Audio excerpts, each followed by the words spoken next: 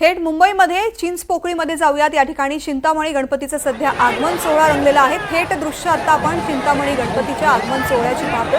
पुढचे 10 दिवस अशाच पद्धतीने मुंबईमध्ये उत्साहाचं वातावरण असणार आहे, कारण गणेशोत्सवाची धूम संपूर्ण मुंबईमध्ये पाहायला मिळणार आहे। त्याआधी गणेश चतुर्थीला गणपतीची स्थापना करण्याआधी विविध मंडळांचे गणपती आता हळूहळू आपल्या मंडपांपर्यंत नेण्यात येतील।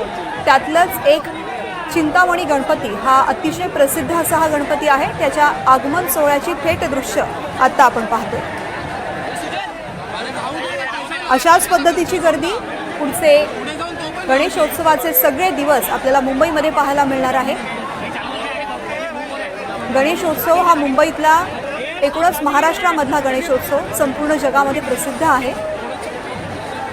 विविध शहरातले भाविक, अगदी परदेशातले भाविक सुद्धा हा गणेशोत्सव पाहण्यासाठी महाराष्ट्रामध्ये मुंबईमध्ये येत असतात। मुंबईमध्ये अनेक सार्वजनिक गणेशोत्सव मंडळ आहेत, जे दरवर्षी अतिशय सुंदर असे देखावे सादर करतात। सोबतच प्रत्येक गणेशोत्सव मंडळाची मूर्ती ही तितकीच आकर्षक, सुंदर आणि सुबक असते। चिंतामणी गणपतीची मूर्ती सुद्धा अतिशय देखणी असते आणि या गणेशाचं दर्शन घेण्यासाठी सुद्धा मोठ्या प्रमाणात गर्दी होत असते।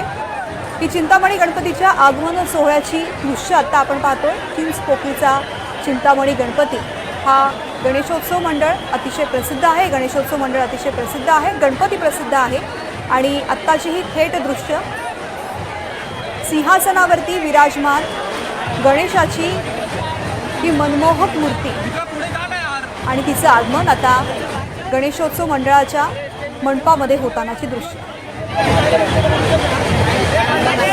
भाई तुझा हात बघणे परत लागतो।